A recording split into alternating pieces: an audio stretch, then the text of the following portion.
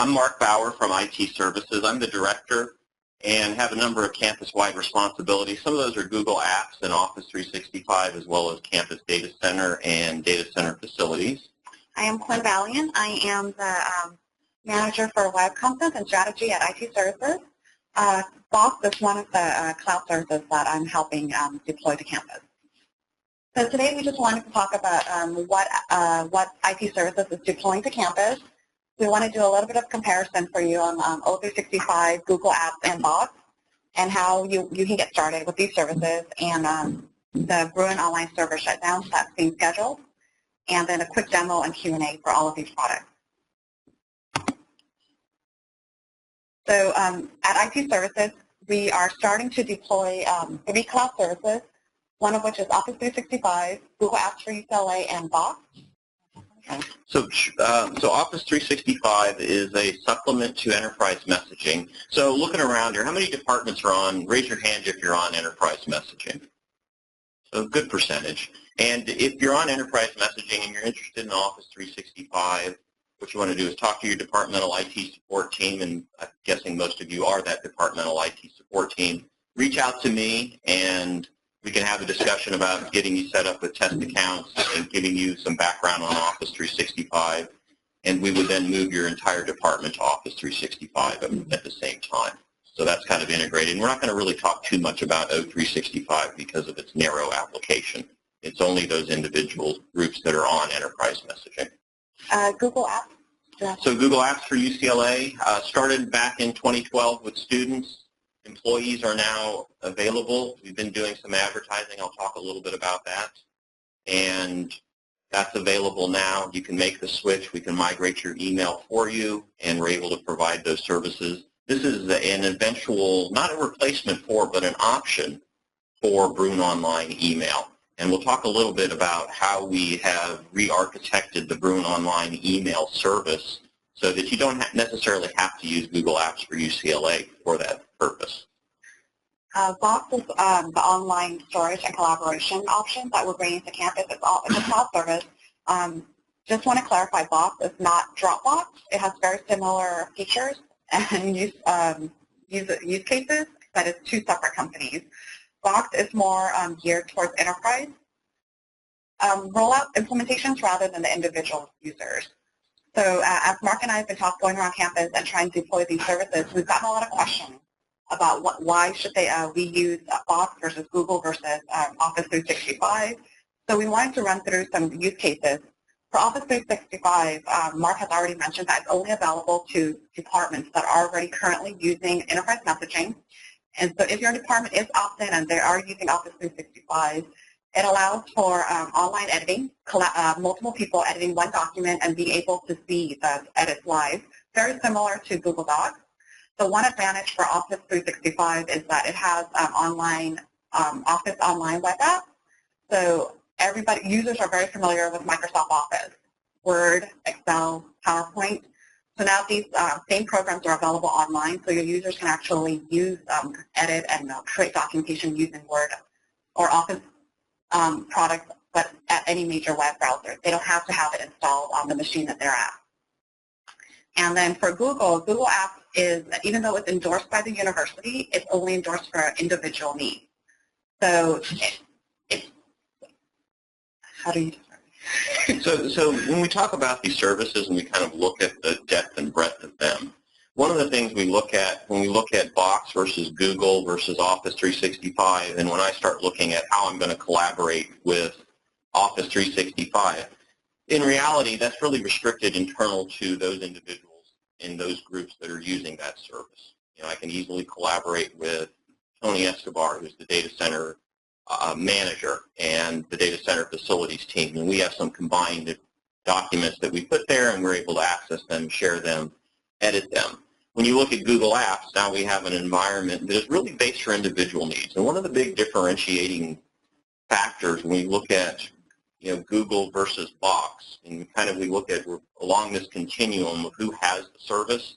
So Office 365, 22,000 mailboxes in enterprise messaging, about 4,400 individuals actually deployed to Office 365. We look at Google Apps, and we'll show some of these numbers. Currently about 60,000, 70,000 accounts at g.ucla.edu configured, and that's the mail domain that's used for Google Apps. And that's that group, but it's individual needs. So then we move up the continuum, we look at Box. Box is available to anybody at UCLA, and it also has an enterprise component. And are you talking about that in a separate slide? Or? I was going to show the demo.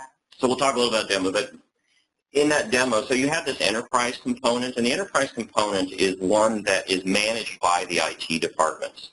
So when we look at Box, I can take a file, and instead of that file being owned by Mark Bower and being associated with Mark Bower, and if we look at the Google Apps model, that's my file. And if I've shared that with Ron Polito, and he's on another group that we're working on this, and I up and leave the university, or I say I delete that file, the file's gone. The group loses it. Or if the group says, I want to get access to that file, and they call Bruin Online, and we actually had this as a use case within IT services. They said, this individual is no longer in this group. We want to get access to her files.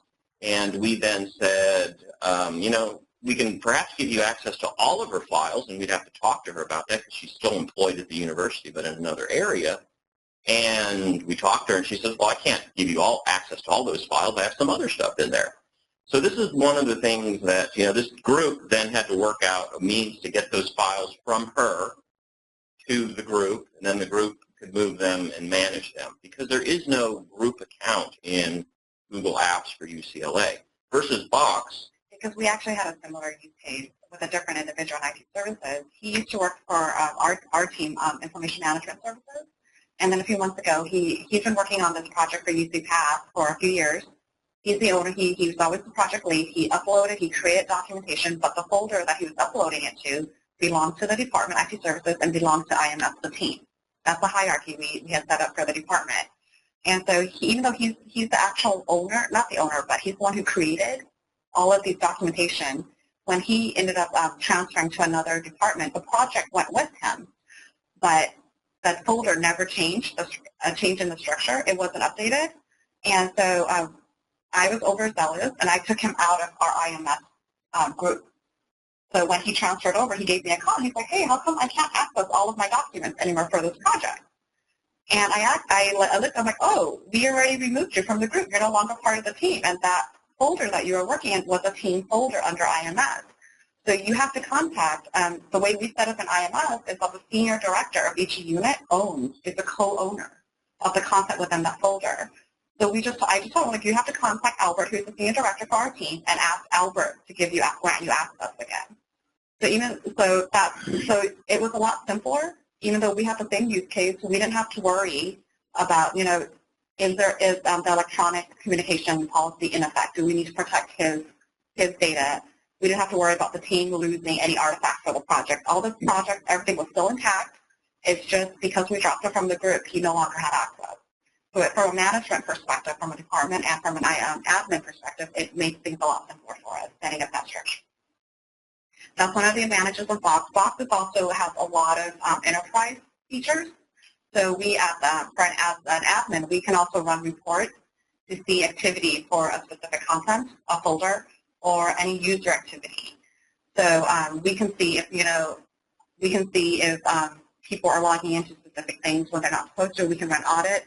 We can also set global security settings at the campus level for our instance, so that if a campus comes out with a new policy, we can actually work to do it so that it immediately goes into effect for all of UCLA users.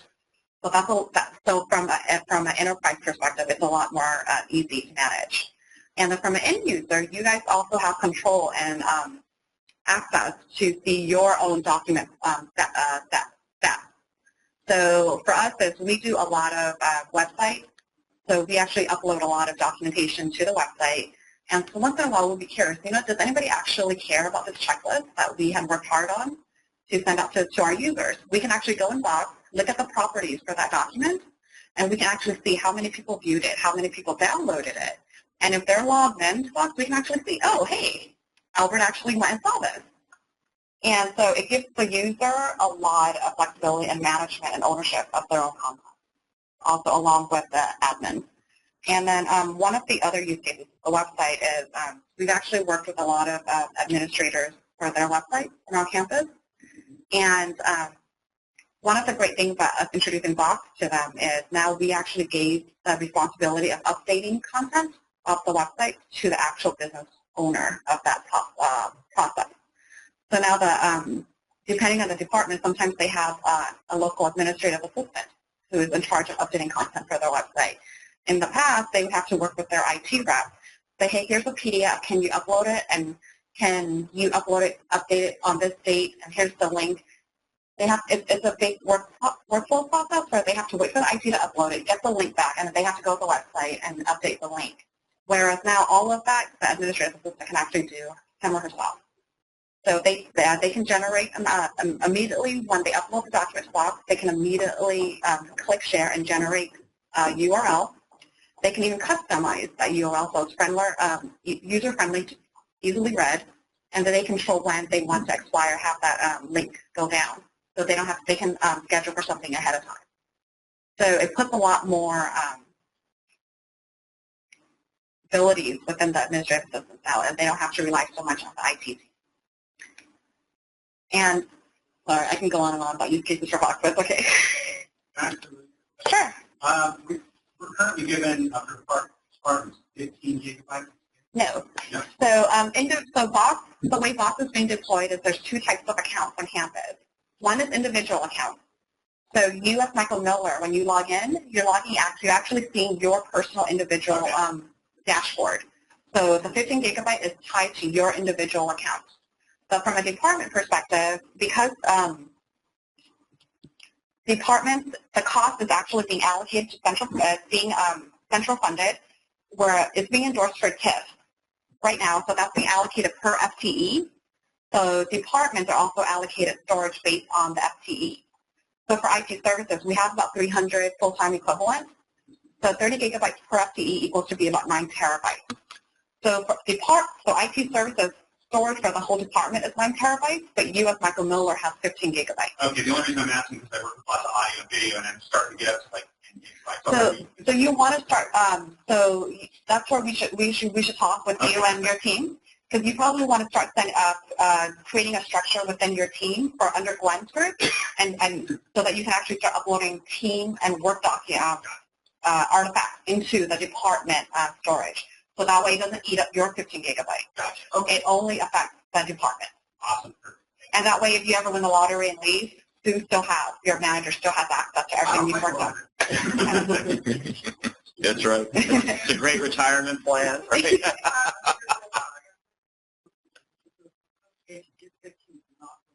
No. So when if Michael decides to leave and go to OIT, he takes his 15 gig and his content automatically goes with his account.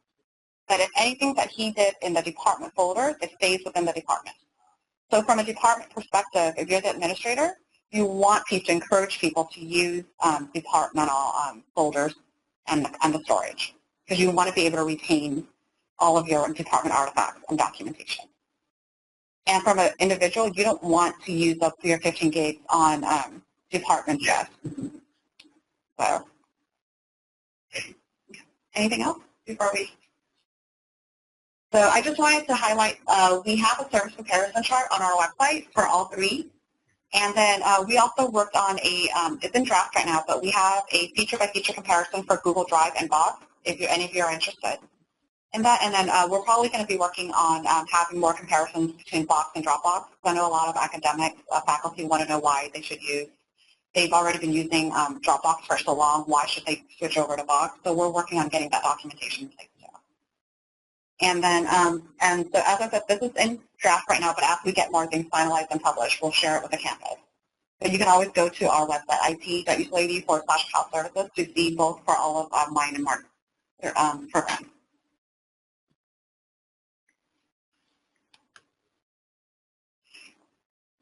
So getting started, we already talked about Office 365. Contact myself, contact your departmental IT group. Google Apps, you can go ahead and switch anytime. If you go to g.ucla.edu, that's the portal to Google Apps at UCLA, and you click on the Switch My Account Now, it will take you to this link.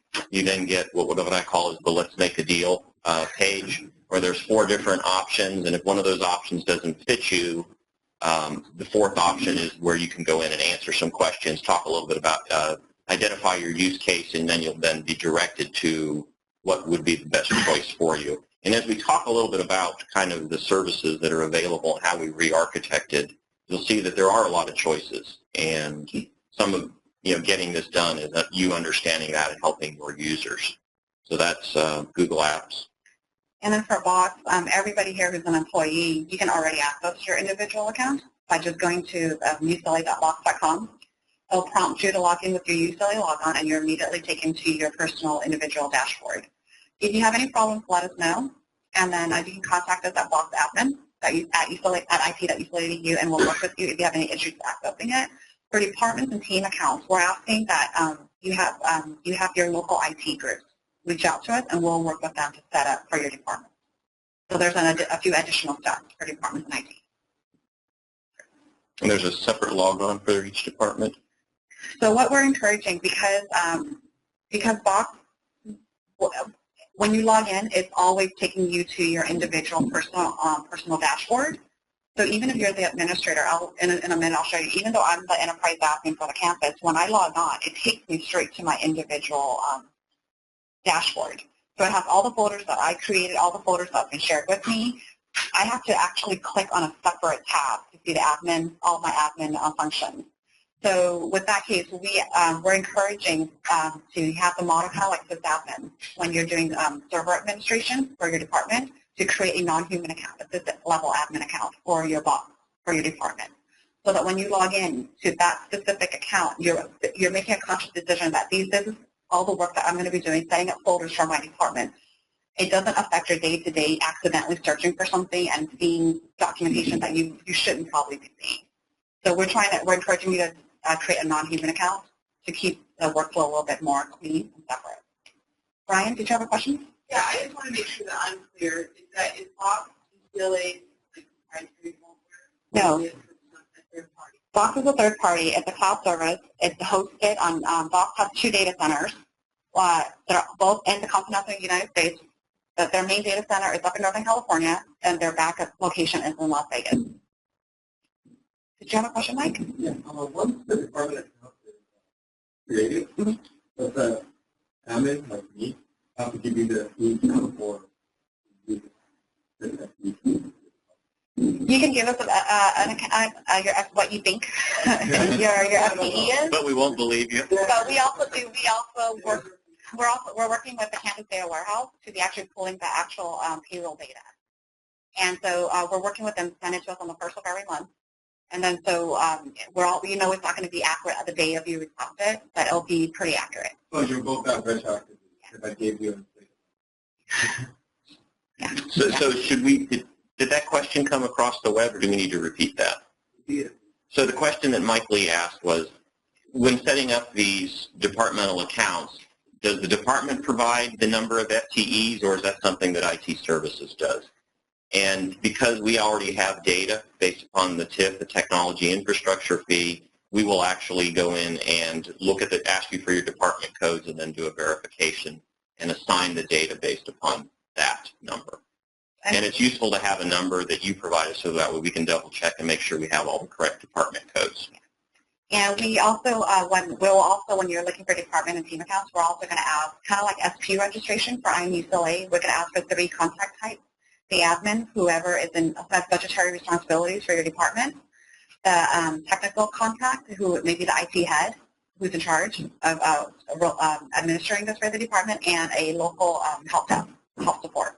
So sometimes technical and the help desk contact is the same person, but that's for our own auditing, so that in the future we can always go back and see who owns which account.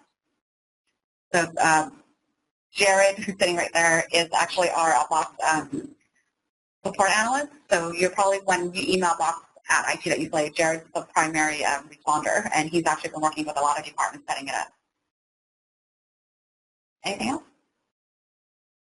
How long you will keep forwarding that email address, the old email to the G.UCLA? So let's talk. So a very nice segue. So the question was, how long will you continue forwarding the old email address to the g.ucla.edu email address? So let's go ahead and talk a little bit about the upcoming Bruin Online server retirement. So one of the first questions that we always get is, am I going to lose my @ucla.edu email address? And as I always say, the three most important things about this project is you keep your @UCLA, you keep your @UCLA, and you keep your @UCLA. But users do need to make some changes. So looking ahead, so when we first started doing this, what we said was, gosh, we need some help in terms of getting this program implemented. And this went through Common Systems Group. It went through the Information Technology Planning Board, where all of these programs, not just Google Apps for UCLA, but Office 365 and Box, were endorsed by these groups. And there was a document that was produced, and you can go to their website and see that document, that talked a little bit about what are some of the risks, what are some of the rewards, and what should we be doing as an institution to develop and implement these programs. So one of the things that came out of the Google Apps, and ultimately we're talking about the retirement of the Bruin Online email servers, because we are now going to be using Google Apps for UCLA as an alternative, not necessarily a replacement. And we'll talk a little bit about the subtlety of that difference in an upcoming slide, is we need to get an advisory group together. And you can see the advisory group, and I'm not going to list them, but we've got both academics, we have the administrative, we have IT services, and we've involved other individuals over time. We've been updating the Common Systems Group and ITPD on our progress. So these groups are aware of what we've been doing, how the endorsements have actually led to the implementation of the program. And we have also, one of the other things too, is we have health systems. And we'll talk a little bit about some things that we're doing specifically for health systems at their request. And ultimately, I think this benefits us in terms of getting this done, because health systems needs are far different than the academic community as well as the administrative community. So hold on, I haven't forgotten your question. I'll get to it. So what are we doing communications-wise? You've probably seen the IT services vans. If you look at the slide here, this is the rear view. We have it on both the sides. The Bruin buses have it both on inside and outside. And this was launched in September, and this basically just says, you know, it's available to everybody now. We haven't sent out any emails to employees yet, and we were waiting in advance of the CAO, CIO update that we did last week, and then we're going to be sending that out probably before the end of break. One of the questions is, when are we going to retire those servers? The advisory group came up with a date in March 27th, 2015. So that's the date we're going to then advertise that everybody needs to be off the Bruin Online email servers. And email servers are more than just where the email is stored. We also have database servers, we have front-end servers, and the intent is to turn all of that equipment off, shut down all of those services, and then allow the teams to put their resources on other more critical services. So that's a couple of things on advertising. Hold on. Let me get to the end, and if you still have the question, you'll be able to see. So we've updated our websites for departmental IT teams. If you want to know who your users are of Bruin Online Services, reach out to me. Let me know your department code. I can send you a list of who is forwarding. We've gone through and we know who forwards. We know who the active users are, people that have engaged the service in the last 6 months. And we can tell you who's using mail.ucla.edu. One of the outcomes is mail.ucla.edu is going to be retired as well. And this is part because we are getting out of the email service as part of Bruin Online email services. And that's the @ucla.edu. I actually have a question. So I know our department, we have a lot of groups that are using @ucla.edu as a communication email. Can we get a list from you too? For group emails, like I'm UCLA has and I'm UCLA has.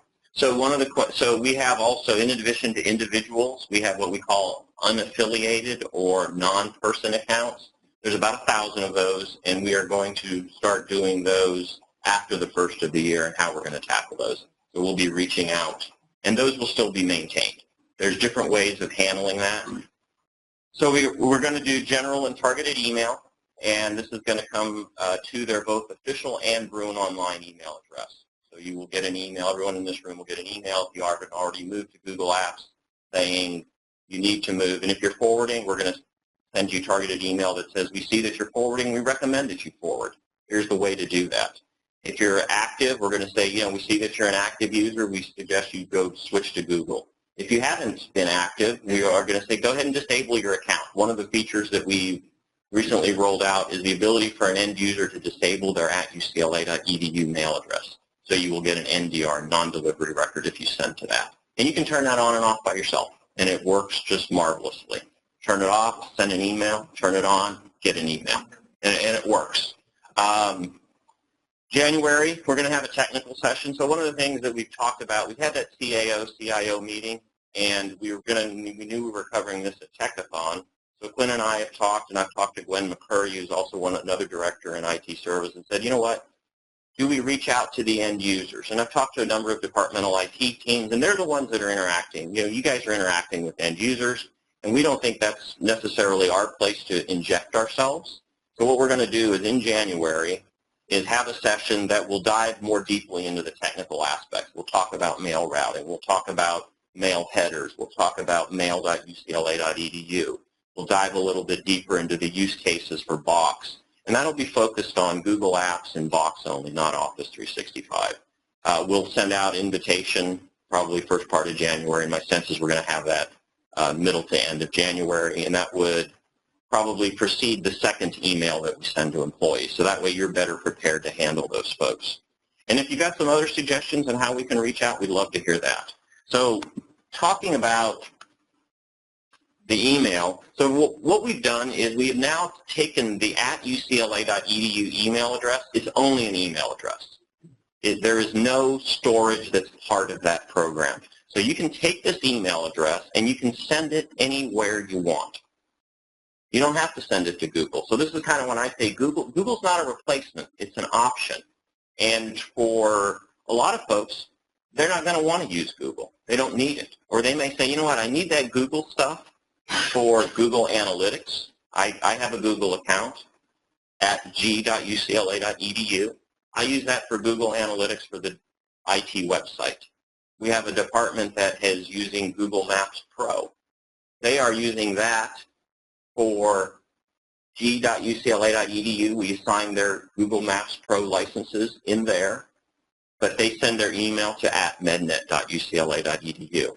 So what it is you're going to take your email address, send it anywhere you want. When you first set up your Google account, if you actually set up a Google account, it will go to @g.ucla.edu.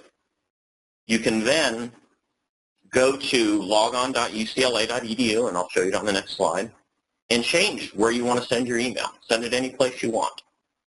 This will send an email to that address saying, you know what, you want to change your address, click on this link, you authenticate again, you then confirm it, and then it sends an email to your @ucla.edu and any official email address we have on record saying there's been a change made. So this is some aspects of security, and this has been implemented probably over a year or two. So back to your question, how long will we forward the @UCLA to the @g.ucla.edu? If you never make a change, it'll go there forever. Well, I don't know, as long as we're dealing with the service, but you can go in and send it anywhere you want. So a very common use case is set up Google Apps, and maybe I've got it over there, but I want to send my email someplace else. I already made the same, but to people who are sending me email, they still send me at the UCLA. Okay. So that's my question. I will continue to get forwarded to the g.ucla.edu. Yes, you can change that. And what we call that is, People who are sending me, they don't know. @G is just an alias, a back-end alias. When we first determined that we were going to outsource our email to Google, and that's really what we've done. We're letting them manage our mail storage. We said, you know, do we want to give them the MX record? Do we want to point the @ucla.edu MX record to Google? And the answer was, Michael Van Norman and his team were involved. Chris Stromso was involved. We're saying, you know what, when you give up that record, you give up things that you may not even know what you're giving up, future services. And we said, you know what, we're just going to create a secondary domain at g.ucla.edu. We're able to set up Google in a way that says when you send from when you go in there, we set you up an alias. We make it default. It's @ucla.edu. So when you send an email, it comes from there, and it comes from your @ucla.edu. The email headers don't have a from address in it, and you do that. So you will continue to use your @ucla.edu. We actually do see people using the @g.ucla.edu. So this is all. Yeah, I would suggest you don't give the @g.ucla out. Some people do, though. I mean, I can tell you, I see the Bruin Alert records. I see official email addresses. I see it out there. I see it out there. We'll talk a little bit more about that in the January session. So looking ahead here, this is you go to logon.ucla.edu. You can manage your email preferences. You authenticate. You then get the ability to change your email delivery address or disable your email delivery address. And that's at logon.ucla.edu. Running up against the end here. And kind of a brief where we are and where we've gone. You can see some stats here. The interesting couple things that jump out is our employee data. You know, we made the program available in September. We started advertising it in September. It was actually available in June. So a number of groups, the advisory group, the CSG was aware of this, and we were actually working through in what we call the soft launch period, getting feedback and doing that. And we're at about 2,600 employees. If you look at Bruin Online, the number's about 32,000. So we've got a long ways to go. But probably less than half of those are actually active accounts. So one of the things that we're going to push is getting those actually deactivated. And that's the date. We're at 10:45. So I want to go ahead and wrap up right here, and we will have a greater in-depth session because there's a lot of technical aspects that people have questions. I have visited with the life sciences CSC group, and I don't know that that's the right term for them. I visited with the David Geffen School of Medicine at UCLA CSC group, and they've had some questions, and I know I'm going back to visit them again. If you want myself to come out, I'd be more than glad to meet with any of the IT groups on campus, and we're going to have that session in January. Since we're out of time, I won't do the demo, but do you guys have any questions that we can answer real quickly? So if you don't have your Box account, go to ucla.box.com, get signed up, get it activated. You can start using it, start collaborating. And we use it for my Google Apps advisory group. You know, even though I have Office 365 and we're the Google Apps advisory group, I just put all of the sharing out in Box. Everybody had it, and it was able to work really well. All right, that's all we've got. Thank you for your time. Appreciate you coming.